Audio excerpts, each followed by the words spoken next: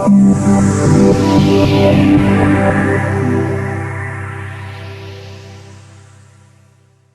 everyone, welcome back to our News West 9 Kitchen. Joining us today is Dr. Whitney Craig with the Midland Health Department, and today we're talking about fad diet. So, of course, you've probably seen a lot of examples out there, especially on social media. So let's start off with fad diet. So for anyone who doesn't know, what exactly is a fad diet? So a fad diet is a diet that is making quick promises for short-term results. That's going to be a diet that is going to have you cutting out maybe a food group, cutting out specific items in your diet, and is usually not a diet that your doctor would recommend. So I think keto diet, I feel, is that considered a fad diet? Yes, one of the most popular ones? Yeah. So which are the types of diets that are trending right now that you're seeing a lot? Oh, wow. Okay. So when it comes to when it comes to fad diets, there's so many different ones. Of course, you have keto, but there's grapefruit diet. There is blood type diet. I've even heard of the Wolverine diet, which follows a lunar cycle. Yeah, there's just, if you think of it, a baby food diet. There's all these different types of diets per se that fall under the fad label. What is the baby food diet? I've never heard of that one either. Yeah, so you were replacing whole foods with baby food. So, you know, the little jars of Gerber, you get it. It's like, oh, instead of going to the produce section and getting a sweet potato, you go to the baby food aisle and get your sweet potato. Well, people do it, I guess. Yeah. So are there any fad diets that are considered healthy if anyone were to try one? So in regards to that, it falls under the title of fad, but the Mediterranean diet is usually a really, really good diet to follow. It's really simple. It focuses on whole grains, fruit, vegetables, fish, and nuts. And so you exclude or you reduce your intake of dairy, meats, and alcohol. Oh, interesting. And then are there any diets, I mean, I'm sure there's a lot of diets that people should avoid, the ones that are very unhealthy? So I will start that off by saying that I'm not a medical doctor. My doctor is in public health, but if you are going to switch your diet, you really need to consult your primary care physician.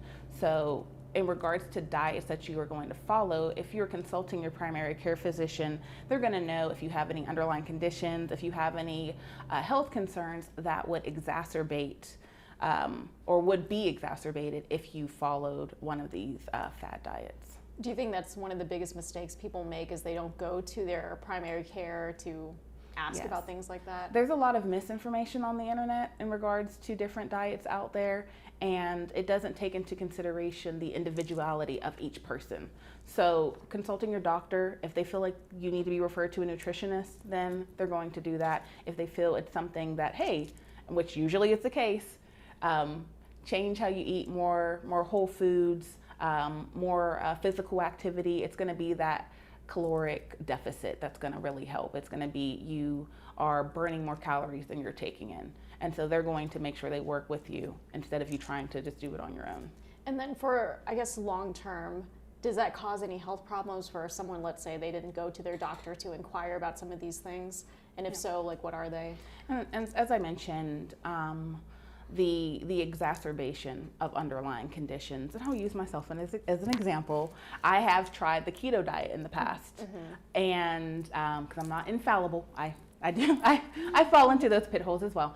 And so my doctor wasn't initially concerned because I didn't have any underlying conditions, but I noticed that my cholesterol was starting to go up. My bad cholesterol was going up, and I didn't like that, and so I stopped. But there's so many different things that can be impacted health-wise. Of course, when you do a fad diet, initially you may experience nausea, diarrhea, vomiting, constipation, but that's your internal, your body responding to this change. When it comes to a fad diet, you are restricting. Like I said, you are either putting yourself in a caloric deficit, you are cutting out a lot of nutrients that your body needs to function. And so due to that, you will see different body systems respond. I see. And so I do notice, I'll use my husband for example. Whenever he would try out a diet, sometimes he would fall back and he would have to start the diet over again. Do you see a lot of people doing this to where they will try the diet and then maybe they gain some of that weight back, or they just kind of give up?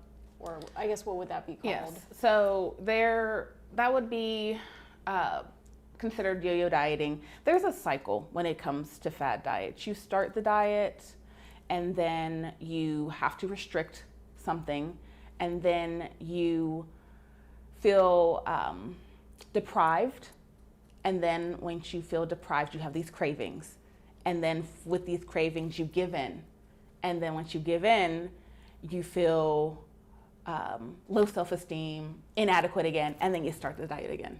And so that cycle just continues to go through. And so it's not something that's healthy. Your body is not meant to continue cycling through where you restrict yourself, and then when you get those cravings, more often than not, you're gonna binge. So if you crave chocolate, you're not gonna have one piece of chocolate, you're gonna have 10. And if you crave, and again, I was on keto, and so I craved bread. I went to a restaurant, ate 2 loaves of bread when I was waiting for my meal to come. And so, I was craving that bread, and I gave in to those cravings. And it wasn't a little bit, it wasn't a little given, it was a big given. And so that's kind of what the cycle is when you are doing these fad diets. It's a yo-yo, you're just going up and down, back and forth. We actually have a graphic on that if we can pull that up on the diet cycle. Yeah, Here we go. So I'm actually really curious. I guess, would you say with dieting just as a whole, I mean, I feel like social media plays a big role into this, right? It's like you want to be like how the people look on social media. And who knows if it's AI, right? Like who knows? Exactly. But I think that's the one thing I struggle with as well, like not dieting, but just eating healthy. It's like you do fall back into wanting to get in those cravings as well. And I don't know, social media is just dangerous when it comes to stuff like that. I stay off of it. Yeah. Yeah, everything in moderation, everything. That's good things as well. Fruits, they have their natural sugars. So some fruits, you feel as though you can just binge on, but they may be hot, like pineapples, such a large sugar content. But berries, blueberries, raspberries, their sugar content is less. So, I mean, it's about making smart, healthy choices, but it's about moderation, not cutting out things because that's when you get the cravings, but also not gorging yourself on something that could have detrimental health impact. And so I'm kind of going to bring up the social media thing again. So when it comes to either men or women who are following some of these diets, who is it? It's women.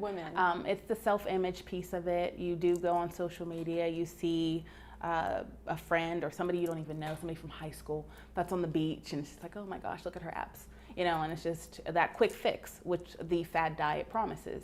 And so with social image, women are more likely to fall prey to being in an unhealthy relationship with food. What do you think is the solution to stopping that? I do believe that it's transparency when you're speaking with your primary care physician. They are going to be educated on what is better for you as a patient. They know your medical history. If you have tried diets in the past, they're going to be able to reflect on that with you. Hey, remember when you tried whichever diet and the results, and be able to be a soundboard. More often than not, when people go at it alone, they're not fully informed. And again, as I had mentioned previously, they don't have the information necessary to do something that is specific to their medical history. Their primary care physician will make sure that they have that information and that they're well informed. So definitely, if you are thinking about changing what you eat, how you eat, it's going to be your medical provider that's going to be able to help with that. And I just know so many people who don't do that. They don't go to the doctor to inquire about things like that. When we talk about kind of what we mentioned earlier about some of the bad diets that sound a little promising. I had a friend that tried the carnivore diet or something like that, Yes. and then got super sick after. So, I mean, is that most diets? I know you said Mediterranean was a good one, but So, as I said, there's going to be diets that are going to restrict. They're going to take out a whole food group. We're not hunters anymore. You know, that's not our genetic makeup. We're not meant to survive on only meat. And even then, it was hunter-gatherer. So you still had seeds and berries. You have to have a well-balanced diet. And I believe from what I've read, and so the Nutrition Journal is a really good resource, the Mediterranean diet, you're not cutting anything out. When I mentioned restricting or minimalizing the dairy and alcohol and meat, it's not saying get rid of it. It's just saying eat within reason. And then let's talk about someone who just wants to lose weight. What if, I mean, I know it really depends on the person whether they have underlying health conditions. What is something that they can do to lose weight safely?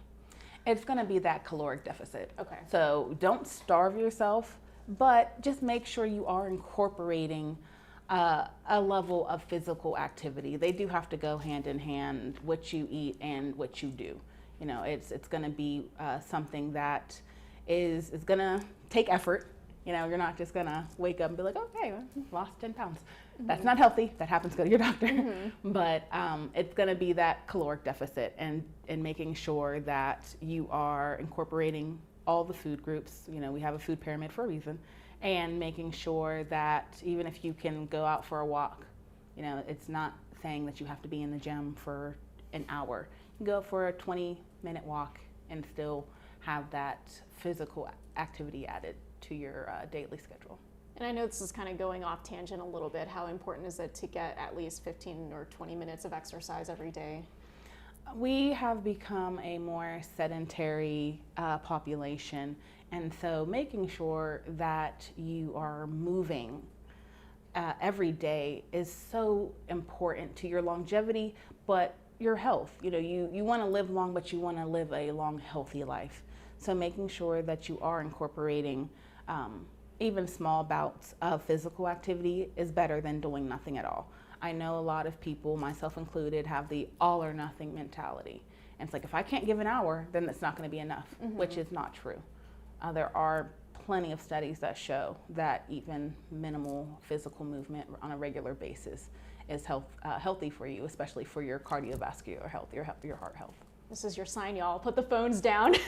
Maybe go for a walk in the morning or after. So good advice there from the doctor. And then last question, does the Midland Health Department have any resources to help people out if they are maybe inquiring about wanting to try a diet or anything of that nature? So, of course, obesity is a growing concern for Americans. And although we do not have a weight program in the health department, our community health educator, she is in connection with a lot of community resources. So my recommendation would be if there's any additional questions, any concerns, you can reach out to her and she can point you in the right direction. Okay, sounds good. Is there anything else you'd like to add? No, just be healthy and stay safe. There you go. Hey, you know, we're almost done with summer. There's still a lot of time there to maybe change your health a little bit. And I know exercising that's what I wanted to ask about it, because that's the one thing I struggle with. So Dr. Craig, thank you for joining us once again. And if you want to see more interviews that we have done with Midland Health Services, just be sure to check out our app and also our streaming app called 9+. We'll see you guys next time.